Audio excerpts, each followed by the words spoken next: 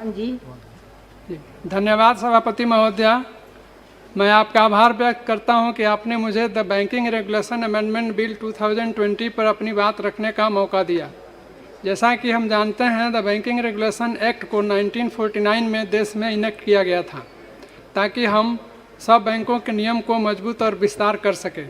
इस एक्ट के पार्ट 5 में यह प्रावधान है कि कोऑपरेटिव बैंक्स को भी हम नियमानुसार सेक्शन 56 के तहत कुछ फेरबदल कर सकते हैं। बैंकिंग क्षेत्र में विकास और समय के साथ बदलाव को ध्यान में रखते हुए आज आवश्यक हो गया है कि इस एक्ट में जो भी प्रोविजंस कोऑपरेटिव बैंक से संबंधित है उसको और मजबूती से लागू किया जाए। इस बिल में यह व्यवस्था है कि कोऑपरेटिव बैंक के कार्य में ऐसी व्यवस्था हो जिससे कि जमाकर्ताओं के हितों की रक्षा हो, बेहतर विकास हो और सारे बैंकों के साथ साथ कोऑपरेटिव बैंक्स का भी विकास का स्तर बना रहे।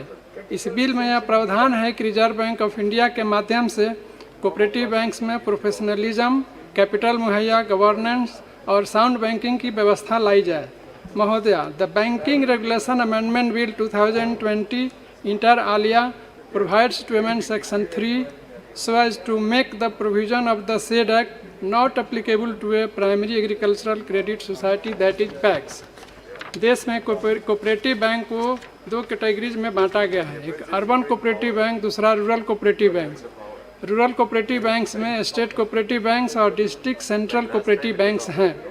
रिजर्व बैंक के डाटा 2019 के अनुसार आज पूरे देश में अर्बन कोऑपरेटिव बैंक्स की संख्या 1544 है। इसी प्रकार नाबार्ड के डाटा 2019 के अनुसार स्टेट कोऑपरेटिव बैंक और डिस्ट्रिक्ट सेंट्रल कोऑपरेटिव बैंक की संख्या क्रमशः 34 और 363 है। आरबीआई के डाटा मार्च 2019 के अनुसार अर्बन कोऑपरेटिव बैंक्स में 4,84,355.85 करोड़ रुपए जमा राशि है और नाबार्ड में कुल जमा राशि 5,05,859.16 करोड़ रुपए है। अर्बन कोऑपरेटिव बैंक में 3.5% से 4% तक सेविंग बैंक अकाउंट्स पर तथा 4% से 7.25% तक टर्म डिपॉजिट पर इंटरेस्ट देते हैं।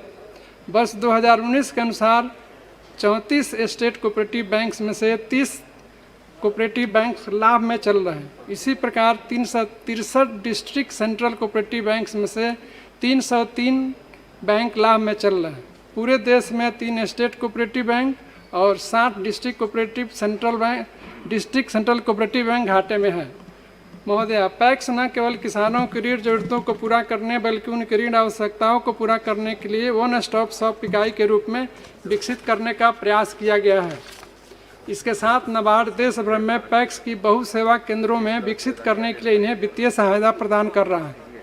महोदया, हमारे माननीय मुख्यमंत्री श्री नीतीश कुमार जी पैक्स का विस्तार करने के लिए हर तरह के उपाय किए हैं ताकि ग्रामीण किसान भाइयों को अधिक से अधिक लाभ मिल सके।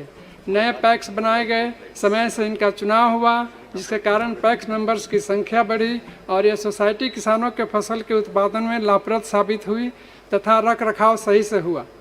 पैक्स को बढ़ावा देने के लिए हमारे माननीय मुख्यमंत्री जी ने 17 जिले में 22 कोऑपरेटिव बिल्डिंग्स बनवाने के लिए 56.35 करोड़ रुपए अलॉट किए हैं।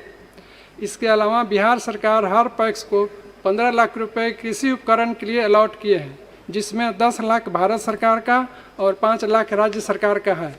महोदया, मेरा संसदीय क्षेत्र गोपालगंज एक कृषि प्रमुख जिला है। यहाँ और आसपास के जिलों में गन्ना की खेती बहुत महत्वपूर्ण है।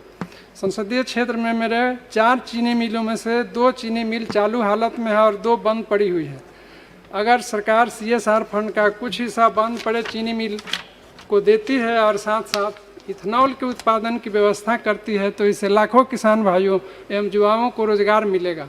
महोदया, मैं इसी के साथ the banking regulation amendment bill का समर्थन करते हुए अपनी बात समाप्त करता हूँ। धन्यवाद।